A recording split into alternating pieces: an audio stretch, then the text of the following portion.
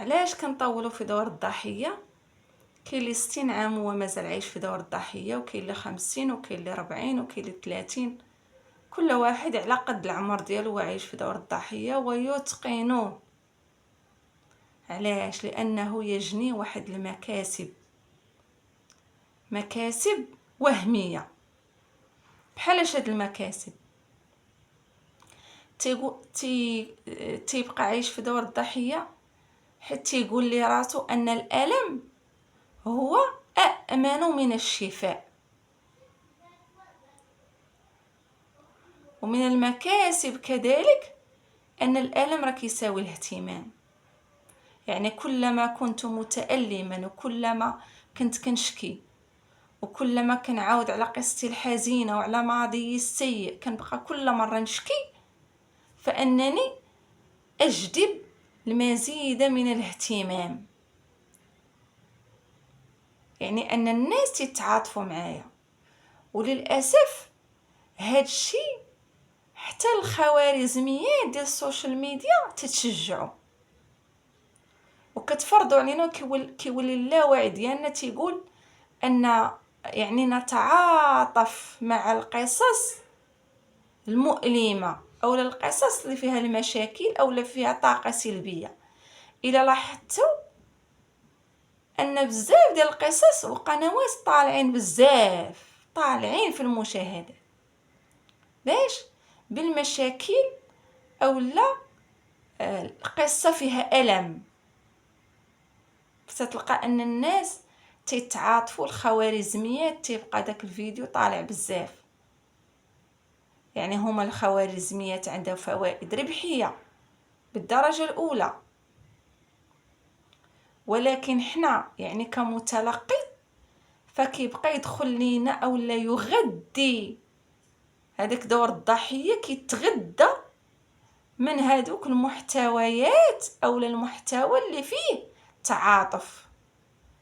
فحتى انا شخصيا او لا يعني انا كمتلقي كنولي حتى انا فرحان او لا مطول في دور او البقاء في ديك المنطقه ديال دور الضحيه،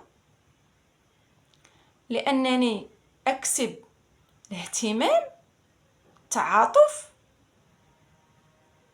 ما كنتحملش مسؤوليتي على الاغلاط ديالي. يعني راه اي حاجه حنا فيها الان او لا داك الحاضر اللي فيه الان كان سيئا فهو بفعل قرارات اتخذناها او لا قرارات سيئه خديناها في الماضي، ولكن ما عندناش القدره على اننا نقولوا راه حنا السبب في هادشي اللي حنا فيه دابا. يعني من المكاسب ديال دور الضحيه انك ما تتحملش مسؤوليتك على اغلاطك وتعلق شماعه فشلك على الظروف وعلى المحيط وعلى البيئه وعلى المجتمع وعلى الطقس وعلى التغيرات المناخيه وعلى الغلاء اسعار وعلى بزاف ديال الحاجات. هذه حاجه. وتجد الكثير من الناس ولات عندهم النزعه الدائمه لرؤيه النفس كضحيه. انا هاد الدور ديال الضحيه كان يعود علي بالنفع، انني لا اتحمل مسؤوليتي، انني كيهتموا بيا الناس وكيبقاو يقولوا مسكين وكيبقاو يواسيوني بزاف، يعني داك الاهتمام الزائف. وحاجه اخرى هو ان المكان ديال كنقول ان الالم راه امان من الشفاء. عوض ما نقلب على انني كيفاش نتغير او لا كيفاش نبدل هاد الوضعيه اللي انا فيها اللي هي بفعل قرارات سلبيه اتخذتها في الماضي، فكنبقى انا عايش في داك الدور ديال دور الضحيه. يعني هادو هما المكاسب اللي كنربح من دور الضحيه. غادي نجيو غنتحدث على ان اي واحد باغي يتغير فمستحيل انه يلقى نسخه افضل منه الى معالج هذا المشكل اللي هو نفسي واجتماعي، يعني خطير على الشخصيه ديالو. فيستحيل ان نتغير الا ما طلعتش من دور الضحيه. الا مثلا قرينا كتاب ديال العادات السبع الاكثر فعاليه للناس ديال ستيفن كوفي، فكيتحدث على نوعين ديال التغيير. قبل ما يقول لنا العادات، نوعين ديال التغيير. كاين تغيير من الخارج الى الداخل، وهذا انت لا تتحكم فيه. وكاين تغيير من الداخل الى الخارج، فهذا التغيير من الداخل الى الخارج هو اللي محتاجينه احنا جميعا. يعني نحن جميعا خاصنا نبداو هذا التغيير اللي هو من الداخل الى الخارج. وستيفن كوفي كيقول ان التغيير لابد انه يمر بواحد المراحل، مستحيل انك تغير بين ليلة وضحاها، وانما هما ممارسات وعادات يجب ان تطبقها، وبشويه بشويه تبدا تحس بالتغيير، او لا تلمس ذاك الاثر الايجابي ديال التغيير من الداخل الى الخارج. غنقول لكم بعجاله هاد 7 عادات، يعني كيف نتغير. هذا الكتاب راه الاكثر مبيعا في العالم، وننصح اي واحد يقراه. راه الا ما كانش عنده النسخه يعني ككتاب، راه كاين PDF. انا بعجاله غادي نقول لكم اشنا هما يعني العادات. اول عاده فهي ان تكون مبادرا، او الدماغ ديالك يكون مكيف على التغيير او على بدء مهارات جديده، انك تتعلم مهارات جديده. ماشي تكون عندك واحد العقليه اللي متحجره، صافي كتقول انا هذه شخصيتي، انا في دور الضحيه، صافي انا هكا، علاش غنخرج انا منه.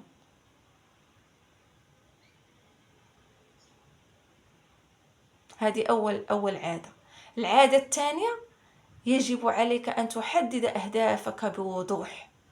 ماشي تقول انا بغيت نكون لاباس عليا. حتى انا شحال مره نقول انا بغيت نكون لاباس عليا، انا بغيت نكون واعره في لونجلي، ولكن ما كندير حتى شي مجهود. ولكن هل حددت هدفي؟ واش كنحدد هدفي؟ مثلا خاصني نقرا كل مثلا ولا نهار صفحه. مثلا الا بغيت نكون لاباس عليا خاصني نمشي في واحد المسار باش نقرب من داك الغنى مثلا. لا، غير متمنيات. انا نتمنى ان نكون لاباس عليا. الحاجه الثالثه وهي انك يجب ان ترتب اولوياتك وتتعلم كيف تدير الوقت. للاسف حنا او للغالب العظمى منا فالوقت عندنا ماشي تأمين، لا نقدر الوقت، كنضيع الوقت بزاف. يا في التليفون شادين وما كنستافدوا والو، يا في يعني مواضيع تافهة لا تنفعنا بشيء، يعني لا نقدر الوقت. العادة الرابعة هي أن نفكر بواحد المنطق ديال أننا عايشين في جماعة خاص يفيد شي. بحال أنا مثلا دايره هذا المحتوى باش نفيدك،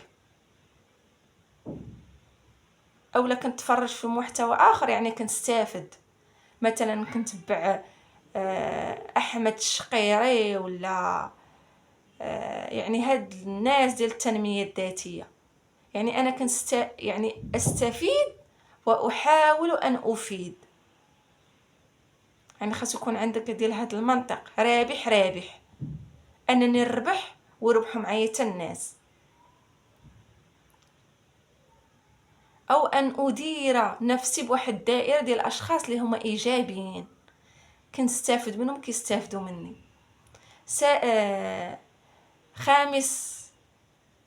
خامس عادة وهي حاول أن تفهم الآخرين واحد الفهم الجيد قبل أن يفهموكم. حاول تفهم، يعني حاول تعلم مهارة ديال التواصل. وكم من علاقات قطعت يعني أو توقفت، أو 10 سنين توقفت فقط على سوء الفهم. يعني خاصنا نكونوا فاهمين داك الشخص الاخر اللي كيهضر معنا او ديك البيئه اللي حنا عايشين فيها، نحاولوا يعني نفهموا جيدا.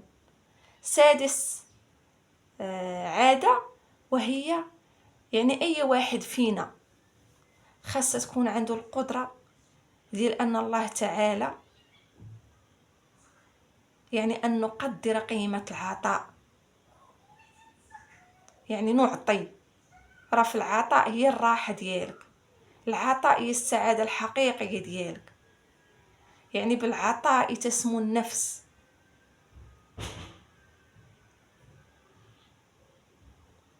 ممكن العاده السابعه والاخيره اللي قالنا ستيفن كوفي، وهي طور من نفسك جسديا وعقليا وروحيا. كيف لجسد متهالك او مصاب بواحد الامراض او مدمن على شي موبقات، وانك غادي تكون واحد النسخه افضل منك، فهذا مستحيل. او انك لا تلعب رياضه، فهذا مستحيل انك تغير للاحسن. وهدر لينا على الصلابه الذهنيه، يعني خاصك تخدم على العقل ديالك، وكيفاش يعني تقرا كتب او تعلم مهارات جديده او تعلم حرف جديده. وتكلم كذلك على واحد الجانب اللي هو مهم وركز عليه بشكل كبير، كيفاش باغي تكون واحد النسخه افضل منك وانت مهزوز روحيا. والعلاقه ديالك مع سيدي ربي فهي علاقه يعني شبه معدومه او شبه يعني غائبه. يعني تكلم لينا على كيف نطور من نفسنا لكي نكون أكثر صلابة جسديا وذهنيا وروحيا. بايش أو لعلاش؟ باش ندير واحد الإقلاع اللي هو حقيقي، إقلاع باش نخرجوا من دور الضحية.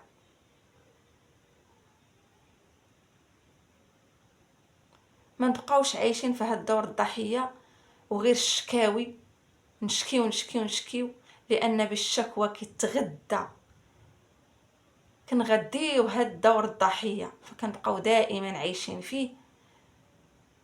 وبزاف ديال علماء النفس يعني الحلول اللي عطاو باش نخرجوا من هاد دور الضحية أننا يعني التوقف على الشكوى، وتاني حاجة هي نتحمل مسؤوليتنا، يعني لا نلقي بشماعة الظروف أو للمحيط أو للمجتمع أو للوالدين على قراراتنا اللي احنا خطأنا فيها.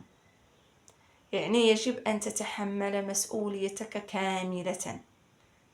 وثالث حاجة اللي تيهضروا عليها هي غير محادثاتك الهاتفية. إلا كنت في واحد المجمع غير كنت شكا،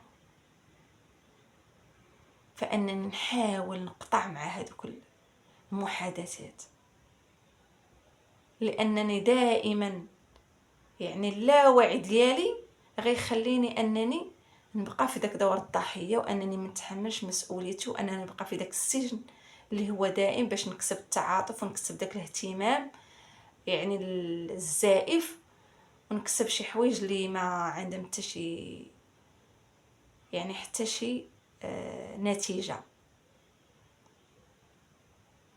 نتمنى راه التغيير ماشي صعيب. فاش كتقول مثلا انا بغيت نتغير، شنو الصعوبة؟ هي في التطبيق. الصعوبة هي كيفاش نخلي العادات ديالي اللي نهار على نهار على نهار واش يعني نطبق هذاك الشيء، هذاك الخطوات اللي سمعت ولا اللي قريت او لا. يعني الاشكال ماشي في ان في اللي سمعت، الاشكال هو واش كنطبق هذاك الشيء اللي سمعت ولا لا، او لا انني واش انني واحد الشخص اللي تعلمت الانضباط، انني باغي نغير واحد العاده اللي هي سيئه، واش انني غنكون منضبط ولا لا، واش انني كتبت الاهداف ديالي، واش انني حددت الاولويات ديالي، واش انني ما بقيتش نضيع في الوقت، واش. يعني راه الاشكال في التطبيق، كيفاش نطبق هاد الخطوات مثلا اللي سمعت او اللي قريت او لا او ما شابه ذلك. نتمنى كنا نحاولوا او لا نديروا غير وخا ولو 1% اننا باش نتغيروا، والله تعالى غادي يكمل لنا هاد الخطوه وغادي يبارك لنا فيها. مع السلامه. الى وصلتوا حتى لهنا نتمنى تدعموني وتشتركوا في القناه ليصلكم كل جديد. مع السلامه.